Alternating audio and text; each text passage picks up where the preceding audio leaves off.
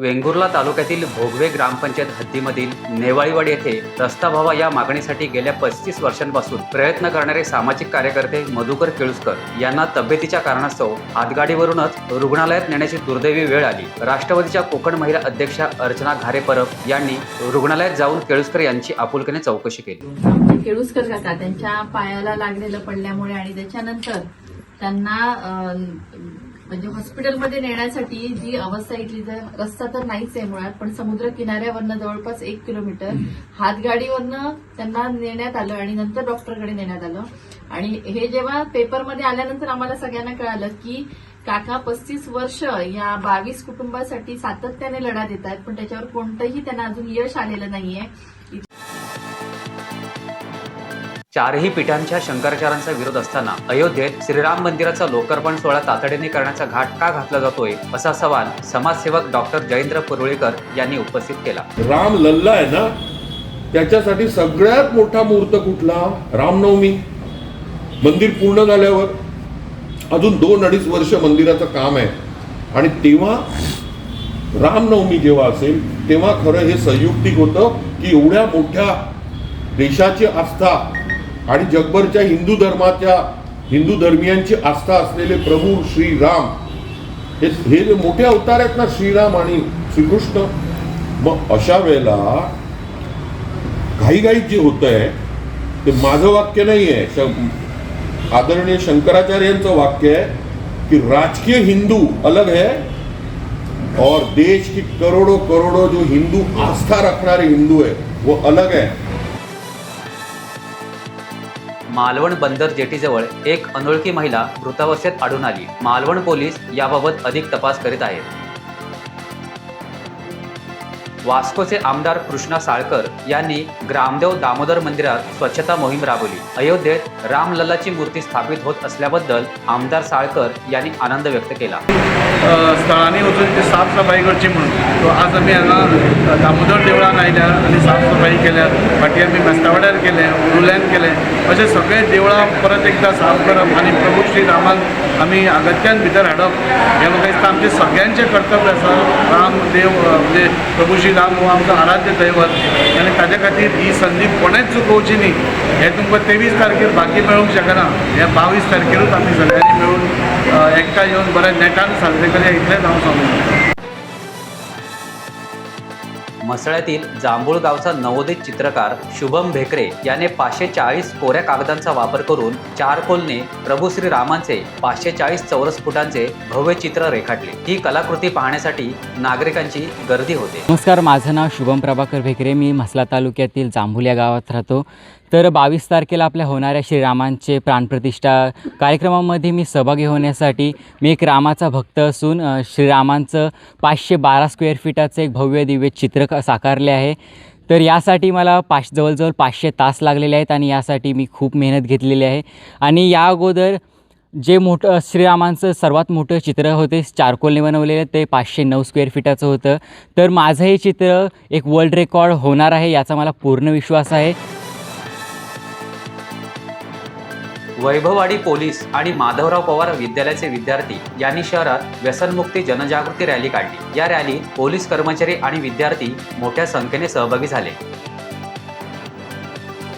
कोळसा वाहतूक करणारा 16 चाकी ट्रक तिलारी घाटात एका अवघड वळणावर अडकून पडल्यामुळे 7 तास वाहतूक ठप्प होती। 2 क्रेनच्या साहाय्याने ट्रक बाजूला केल्यावर वाहतूक पूर्ववत झाली। या प्रकाराबद्दल अडकलेल्या प्रवाशांनी तीव्र संताप व्यक्त केला।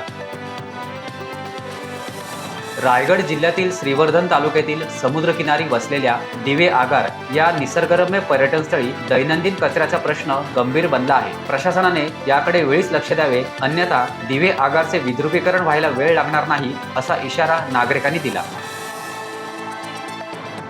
पनवेलमधील प्रभाग क्रमांक 17 मध्ये मालधक्का वसाहत नवनाथ नगर वसाहत येथे माजी नगरसेवक ॲडव्होकेट मनोज भुजबळ यांच्या प्रयत्नातून 8 इंची पाईपलाईन टाकण्याचा कामाचा शुभारंभ नुकताच झाला। पनवेल शहरातील छत्रपती शिवाजी महाराज चौकामध्ये आमदार प्रशांत ठाकूर यांच्या उपस्थितीत कार सेवकांचा विशेष गौरव करण्यात आला। कार्यक्रमापूर्वी शहरातून भव्य रॅली काढण्यात आली। उसगाव येथील सरस्वती शिशु वाटिकेच्या मुलांनी रामायण काळातील विभूतींची वेशभूषा करून सर्वोदय विद्यालय ते उसगाव सर्कलपर्यंत उत्साहात फेरी काढली. शेतकऱ्यांनी जुन्या पद्धतीप्रमाणे अर्थात पारंपरिक शेती करण्यावर भर द्यावा असे आवाहन दापोली कृषी विद्यापीठाचे कुलगुरू डॉक्टर संजय भावी यांनी सासोली येथे शेतकरी कृषी मेळाव्यात बोलताना केले. बांदा नवभारत शिक्षण प्रसारक मंडळाच्या सेवानिवृत्त कर्मचाऱ्यांच्या स्वानंदी परिवाराचा स्नेह मेळावा अपूर्व उत्साहात एकमेकांच्या अनुभवांची देवाणघेवाण करीत पार पडला. संगमेश्वरच्या बोंडगे सुतारवाडीत शॉर्ट सर्किटमुळे एका कौलारू घराला आग लागून 9,40,000चे नुकसान झाले.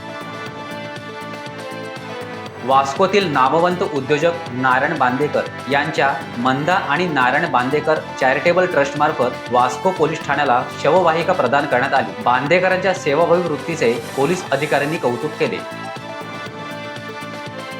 उरण बोकडविरा येथे सिडको बस स्टॉपजवळ पाईपलाईन फुटून हजारो लिटर पाणी वाया जात असून प्रशासनाने पाईपलाईनची तातडीने दुरुस्ती करावी अशी मागणी होत आहे.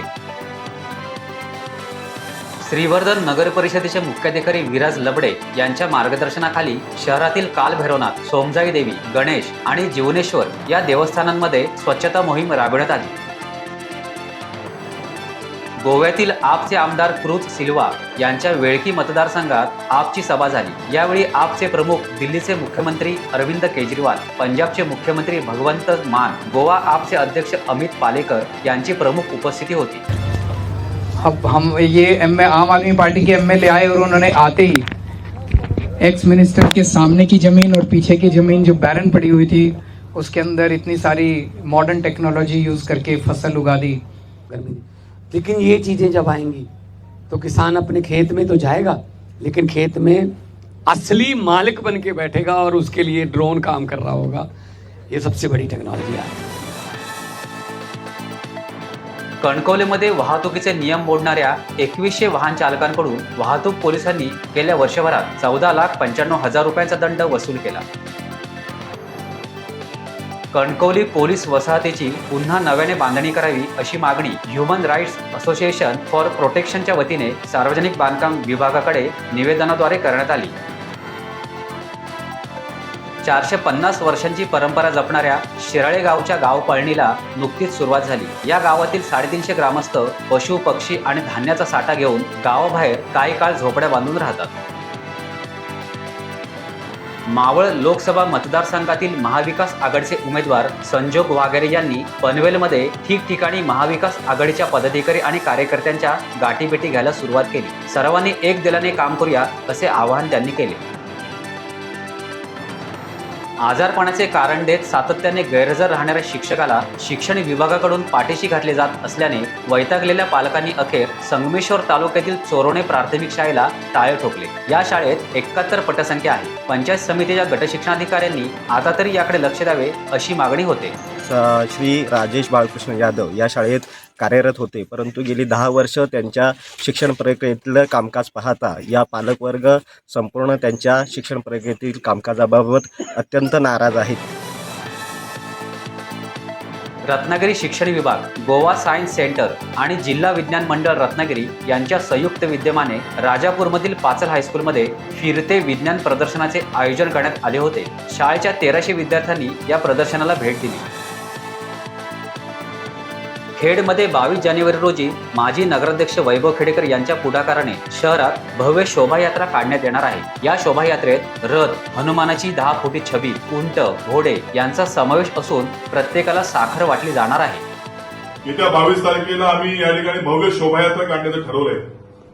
छत्रपती शिवाजी महाराज चौकापासून 22 तारखेला 11 वाजल्यापासून ही शोभायात्रा निघेल आणि श्रीरामाचं मंदिर ब्राह्मणाने इथे संपन्न होईल. या शोभायात्रेमध्ये श्रीरामाचा रथ असेल, 10 फुटी हनुमान असेल, त्यानंतर उंट आणि घोडे असतील. त्याचप्रमाणे या मिरवणुकीमध्ये वैशिष्ट्य म्हणजे आम्ही प्रत्येकाला साखर वाटप करणार आहोत. टाइम्स डिजिटलला लाईक करा, सबस्क्राईब करा, शेअर करा आणि बेल आयकॉन दाबायला विसरू नका. पाहत रहा टाइम्स डिजिटल.